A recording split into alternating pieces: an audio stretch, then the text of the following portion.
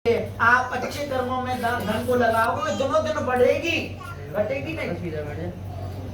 तो भैया क्या हुआ कि राजा के सामने जब कहा कि आप अपने पुत्र को दीजिए, राजा ने कहा कि पहले मैं इससे पूछ लेता हूँ, लेकिन भगवान ने भी एक बड़ा वरदान दिया है। जिसके माता पिता का चरित्र और व्यवहार अच्छा होता है, उसके पुत्र का भी व्यवहार उससे अच्छा होता है। जिसके घर में इतना बड़ा दानी हो।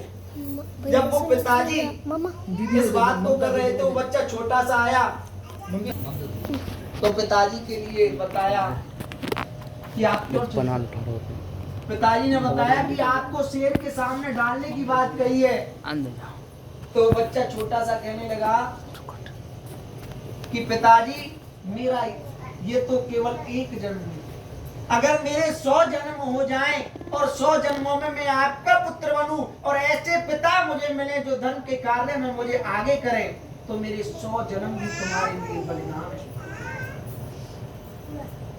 तो अर्जुन को वहां पर भगवान श्री वासुदेव ने दिखाया कि ये होता है पिता के लिए पुत्र की भक्ति, कि वो एक जन्म की बात कर रहे हो, ये 100 जन्मों की बात कर रहा है।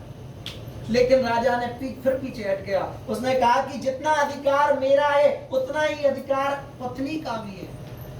रानी पद्मिनी को बुलाया गया, पूरी स्थिति को समझाया गया कि मेरे इकलौते पुत्र को मांगिए, संकल्प करवा लिया गया है।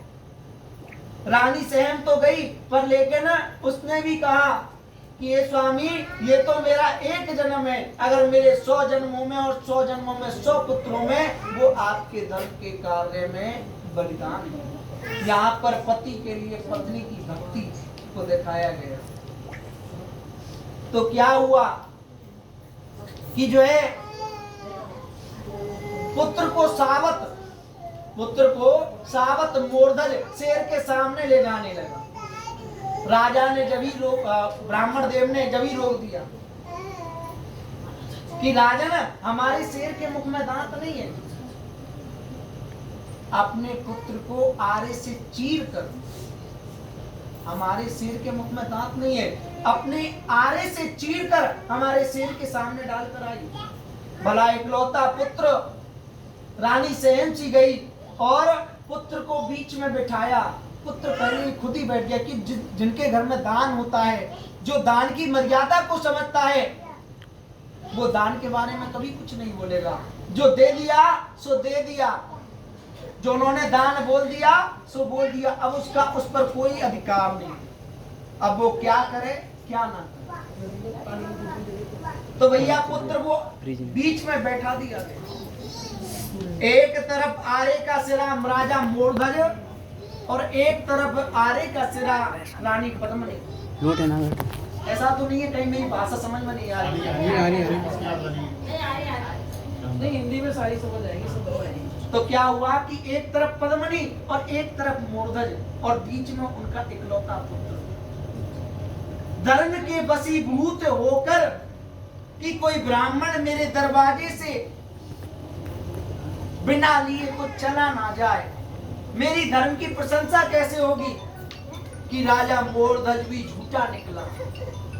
अपनी धर्म की रक्षा करने के लिए उसने अपने पुत्र को बलिदान कर दिया। एक तरफ राजा मूर्धज, एक तरफ पद्मिनी, और जैसे ही आरे को चलाने लगे, बेटा खड़ा हुआ। बेटे ने कहा, पिताजी आप अपने कानों में रुई भर लो, आंखों पर पट्टी बांध लो और मेरे मुंह में कपड़ा ठूस दो, जिससे मेरी आवाज ना निकले। जब मेरे सिर पर आरा चले तो मेरी चीख निकलेगी, और चीख निकलेगी तो तुमको सुनेगी वो आरा, वहीं की वहीं रुक जाएगा और आपका धर्म का बुरा नहीं। ऐसी बात सुनकर ऐसा ही किया गया। रानी पद्मिनी और मूर्धज ने अपने आंखों पर पट्टी बांध ली, बच्चे के मुंह में कपड़ा ठूस दिया, आरे को फड़ाक से चलाया। एक सिरा रानी पद्मिनी के ऊपर, एक सिरा राजा मूर्धज के ऊपर। खूनों की नलियां बहने लगी। राजा के ब्राह्मण के सम्मुख ले जाकर कहा कि राजन, ब्राह्मण देव, ये लीजिए आपका दान। कहा कि रानी, इसको थोड़े थोड़े टुकड़ों में पीस करके दीजिए, क्योंकि शेर के मुख में दांत नहीं है। थोड़े थोड़े पीस करके राजा के सामने, ब्राह्मण के सामने उपस्थित किया गया।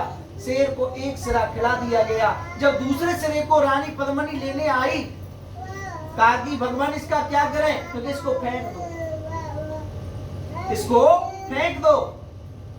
रानी पद्मिनी की आंखों में से आंसू निकले। जब एक आंसू निकला तो भगवान उससे नाराज हो गए और कहा कि रानी, आपका जो दान था वो व्यर्थ हुआ। अब हम तुम्हारे यहाँ पर नहीं टिकेंगे, अब भोजन नहीं करेंगे। क्यों? क्योंकि आपने जो दान दिया उसमें आपकी अभी तक ममता अच्छी नहीं थी। वो तुम्हारा पुत्र नहीं था, लेकिन तुमने अपना पुत्र समझ रखा था। तुम्हारी आंख से आंसू क्यों निकले?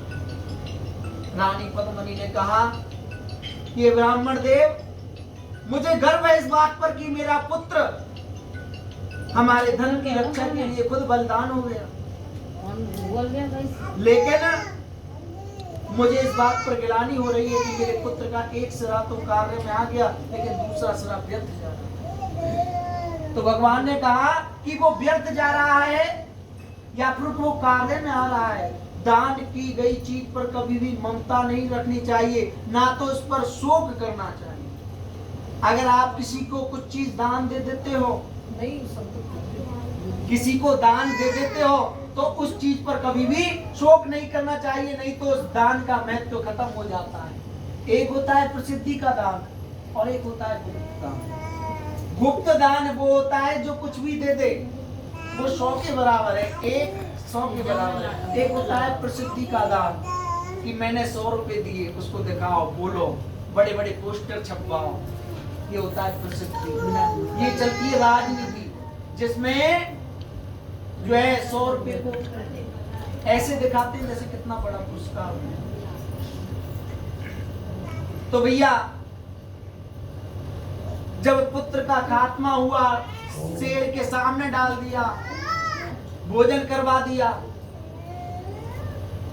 तो राजा से कहा कि राजन, अब हमारे भोजन की व्यवस्था कीजिए, और भोजन भी प्रसन्नता पूर्वक देना होना चाहिए। भोजन भी प्रसन्नता पूर्वक होना चाहिए। नहीं नहीं नहीं, भंडार से भोजनालय के बनाए गए मिष्ठान बनाए गए और ब्राह्मण देव के सामने उपस्थित कर दिए। ब्राह्मण देव के सामने उपस्थित करके कहा कि महाराज भोजन करिए। तो ब्राह्मण देव दोनों खड़े हो गए और कहा कि हे राजन, तुम तो एक हत्यारे हो और हत्यारे के हाथ से हम भोजन नहीं कर सकते। तुमने हमारे सामने अपने पुत्र की आरे से हत्या कर दी और हम हत्यारे के हाथ से भोजन करेंगे? क्योंकि राजन, ब्राह्मण देव, आपने ही तो कहा था, अरे मैं 2 मिनट बाद करूंगा आपके पास। आपने ही तो कहा था कि पुत्र के जो है सिंह के लिए भोजन की व्यवस्था करो। ये बताइए, आपने अपने पुत्र की हत्या की या नहीं? तो हाँ की। आप हत्यारे हुए या नहीं? हत्यारे तो हैं। तो हत्यारे के हाथ से क्या ब्राह्मण भोजन कर सकता? हत्यारे के हाथ से भोजन नहीं करेगा। वो उल्टे लौट कर चल दिए। वो रीते भोजन करने का जो संकल्प किया था वो पूर्ण नहीं हुआ और वो लौट कर चल दिए। राजा रोने लगा, रानी रोने लगी। वो दुख पुत्र का अब ऊपर उभर कर आने लगा। चीख चीख कर रोने लगे, अपने पुत्र को याद करके रोने लगे। जब अंतिम चरण में दरबार से बाहर निकालने का पैर बाहर निकलने के लिए भगवान ने रखा, तो राजा मोरध्वज ने अपने पुत्र को आवाज लगाई, है मेरे पुत्र, एक बार मरकर तुमने मेरे धर्म की रक्षा की, एक बार जीवित होकर मेरे धर्म की रक्षा करो। बच्चा आंगन से दौड़ता हुआ मोरध्वज राजा के चरणों से लिपट गया। तो वहां पर वो दृश्य देखने लायक था, जो कि ऐसा दृश्य है जहां पर भगवान और भक्त दोनों रो रहे हैं। दोनों भक्त और भगवान रो रहे हैं। ना तो भगवान से कुछ बोला जाता है और ना ही भक्त से बोला जाता है कि भगवान की कैसी लीला तुमने रची, लेकिन मुख से वो वचन नहीं निकल रहे और ना ही भक्त बोल पाता है। तो सामने ऐसी स्थिति हुई तो भगवान ने कहा कि मां मोरध्वज, मां क्या मांगता है? तुझे क्षीर सागर दूं, मोक्ष दूं, या फिर तुझे स्वर्ग दूं, क्या दूं? 3 लोकों में से कुछ भी मांग ले, तुझे सब कुछ न्योछावर है। राजा मूर्धज ने कहा मेरे पास सब कुछ है, धन है, वैभव है, सब कुछ है, लेकिन जैसा दुख तुमने जो दिया है, ये दुख एक पिता को पता है कि एक पिता अपने पुत्र को चाहकर भी कांटे के ऊपर नहीं चढ़ता। वो खुद कांटे पर लौट सकता है, पर लेकिन अपने पुत्र को कांटे से अड़ने नहीं देगा। तुमने उस पुत्र को आरे से चिरवाया है, उसका दुख मैं जानता हूं। मैं मांगना केवल यही चाहता हूं कि संसार में जैसी परीक्षा तुमने मेरी ली है ना, ऐसी परीक्षा संसार में कभी किसी की मत लेना। तो भगवान ने कहा कि वाह मूर्धज, आज तुमने ऐसा वर मांग लिया कि तुमसे बड़ा दानी ना तो पृथ्वी पर था, ना कोई है और ना कोई रहेगा। तो ये है वो साधु मूर्धज जिसने अगले जन्म में भगवान को परीक्षा देकर यह सिद्ध कर दिया कि मूर्धज से बड़ा इस संसार में दानी कोई नहीं है। व्यक्ति अपने प्राणों को दे सकता है, लेकिन अपने हृदय के टुकड़े अपने पुत्र को न्योछावर नहीं कर सकता। वो खुद मर सकता है, लेकिन अपने पुत्र को आरे से नहीं चीर सकता। तो ये है दान, जिसने अपने धर्म के लिए, उस पुत्र ने भी अपने पुत्र स्वयं को आगे कर दिया, पत्नी ने अपने पुत्र, इकलौते पुत्र को आगे कर दिया। ये होता है दान, और इसका साक्षी कौन था? यमराज। तो देखिए, दान करने पर कभी भी उस पर ममता नहीं होनी चाहिए। कहीं भी श्रद्धा के साथ बैठो तो उसमें मन को लगाओ, एक बार देखो कि वो व्यक्ति कह क्या रहा है, उसमें भाव क्या निकल रहा है। तो देखिए, वो मूर्धज वही था साधु शोकातुर, जिसने भगवान का व्रत किया। परीक्षा ली कि मैं तब उस व्रत को करूंगा जब मेरे संतान होगी, लेकिन भगवान ने उसकी ऐसी परीक्षा ली कि तब मैं भोजन करूंगा जब तुम मेरे सिंह का भोजन, यानी भोजन की व्यवस्था कर दो। तो वह साधु, जब राजा ने चंद्रकेतु ने छोड़ दिया कि अब आप निर्भय होकर चले जाएंगे, साधु जमाता नगर के निकट जाने लगे। जब नगर के निकट पहुंचे तो भगवान ने एक दंडी अर्थात बाबा जी का रूप बना दिया। बाबा जी का रूप बनाकर साधु के पास धन से भंडार से भरी हुई एक नाव थी, जो 4 बिलान नीचे बैठी हुई, जल में नीचे बैठी हुई थी। दंडी महाराज उनके पास गए। साधु ने जैसे ही दंडी को देखा, दंडी को देखकर वो सहम गया कि ये जो बाबा जी मेरी तरफ आ रहा है, ये जरूर न जरूर कुछ ना कुछ धन लेकर जरूर जाएगा। उसने पीठ मोड़ ली, लेकिन भगवान को तो परीक्षा लेनी है। भगवान ने पीछे से हाथ रखा, भैया साधु तेरी नाम में क्या है? भगवान सब कुछ जानते हैं, भगवान को पता है कि इसको दूना धन कहां से मिला है। भगवान ने कहा कि भैया तेरी साधु तेरी नाम में क्या है? अब माणिक बड़े खस्ता हुआ बोला, दंडी महाराज इसमें तो कुछ नहीं है, इसमें तो बेल पत्ते भरे हुए हैं। लेकिन भगवान ने सत्य राह पर लाने के लिए कहा कि साधु तू सत्य सत्य बोल, जो तू बोलेगा वो दोना हो जाएगा। क्या है इस नाम में? नहीं महाराज, इसमें तो बेल पत्ते ही भरे हुए हैं। मैं ईश्वर की कसम खाता हूं कि इसमें तो बेल पत्ते ही भरे हुए हैं। कहा कि तुम्हारा वचन सत्य हो, जिसने तुमने बेल पत्ते सोच रखे हैं उससे दुगने इसमें बेल पत्ते भर जाओ। और वहां से कुछ दूर जाकर दंडी महाराज अर्थात भगवान विष्णु एक वृक्ष के नीचे बैठ गए। उस समय सोच क्रिया करने के बाद देखा कि नाव में जो धन था वो जो नीचे बैठी हुई थी, अब वो 4 बिलान ऊपर उठी हुई है। सोच क्रिया करने के बाद नाव को खोलकर देखा कि नाव में धन के स्थान पर बेल पत्ते देखकर साधु मूर्छित होकर वहीं पर गिर पड़ा। जब मूर्छित होकर गिर पड़ा, उसका दामाद बोला आप शोक ना करें, ये दंडी का श्राप है, अतः उनकी शरण में चलना चाहिए, तभी हमारी मनोकामना पूर्ण हो सकती है। दोनों ने दंडी के चरण पकड़ लिए। महाराज, जो हमने आपसे असत्य वचन कहे उनको क्षमा करें, पहले के समान नौका में धन भर दें, ऐसा कहकर शोकातुर बोले। भगवान विष्णु अपने पूर्ण रूप में आ गए और कहने लगे कि तू आवे जब एक पग, मैं आऊं पग 60। तू लोहे की सांकरी तो मैं लोहे की गांठ। क्या है भगवान का, जब तू मेरी तरफ एक पग बढ़ाएगा मैं तेरे पास किलोमीटर की रफ्तार से आऊंगा, और तू एक पीछे भगेगा तो मैं कोसों दूर चला जाऊंगा। तू मुझसे पीछे चला गया क्योंकि तूने मुझको पहचाना नहीं, इसलिए तू मेरी पूजा करना छोड़ दे।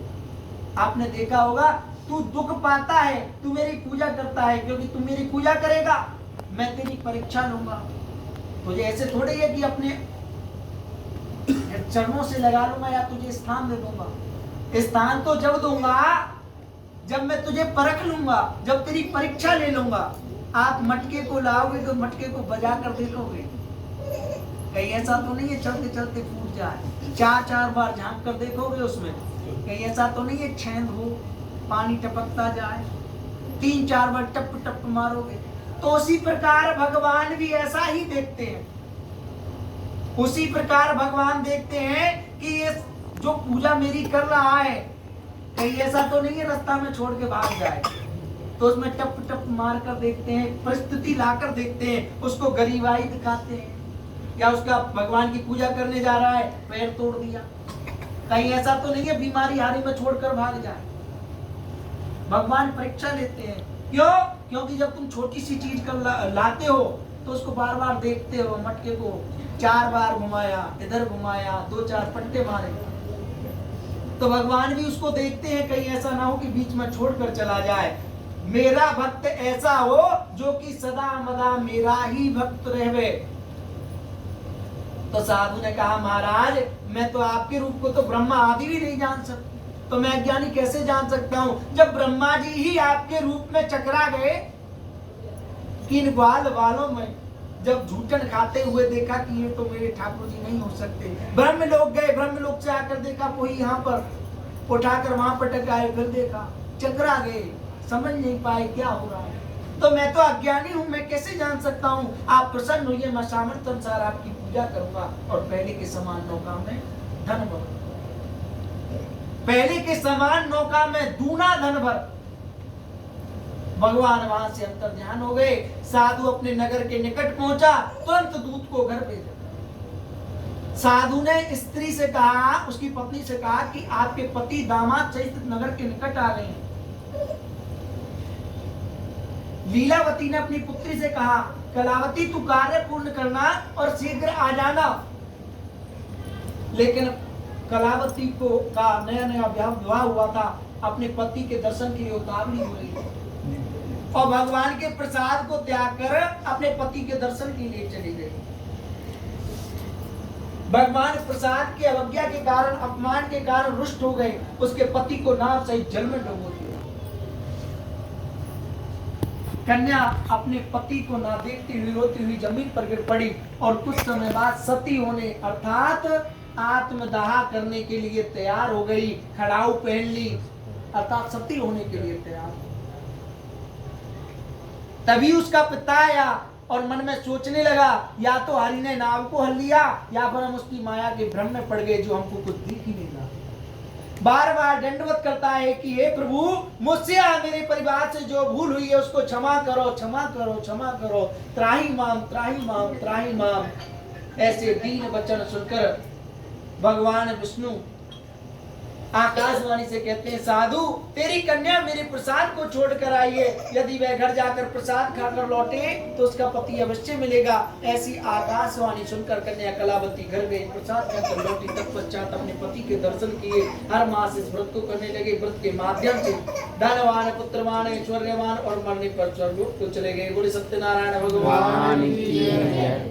श्रीमन्नारायण नारायण नारायण नारायण नारायण नारायण लक्ष्मी नारायण नारायण नारायण लक्ष्मी नारायण नारायण नारायण केशव नारायण नारायण नारायण केशव नारायण नारायण नारायण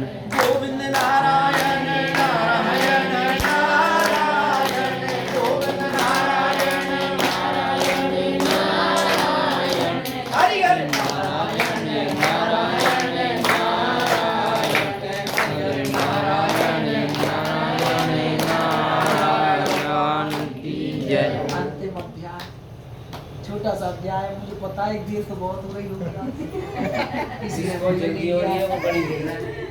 हाँ जी, जिसको जल्दी है वो घड़ी देख रहा है। हाँ नहीं मैं देख रहा हूँ सभी की तरफ। तरफ कुछ तो ऐसे हैं कि एक बार देख ले फिर नीचे देख ले। जाकी रही भावना जैसी तेरू मूरत देखी बिनते सी, तुमको जल्दी है, हम तो ये कहते हैं भगवान आपको जल्दी बुला।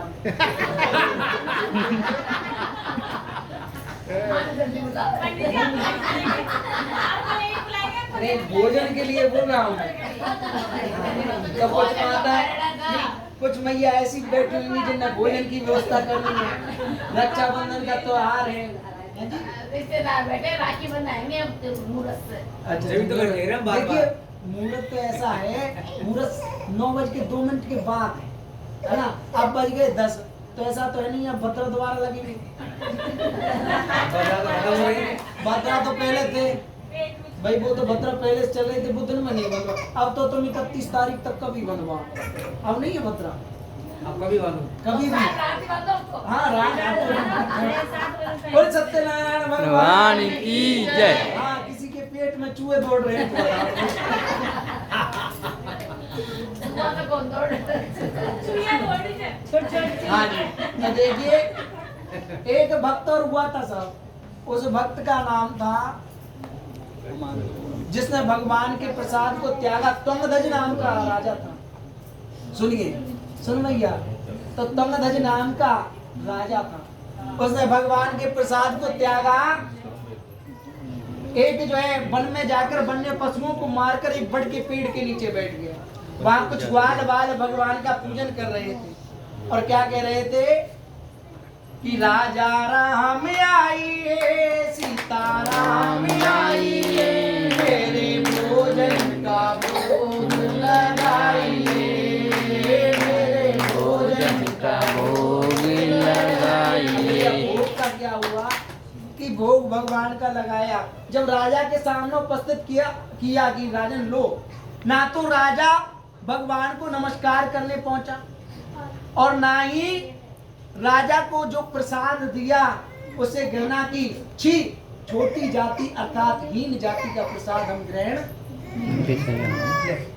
भगवान ने उसके दुष्कर्म का दुष्परिणाम तुरंत दिया।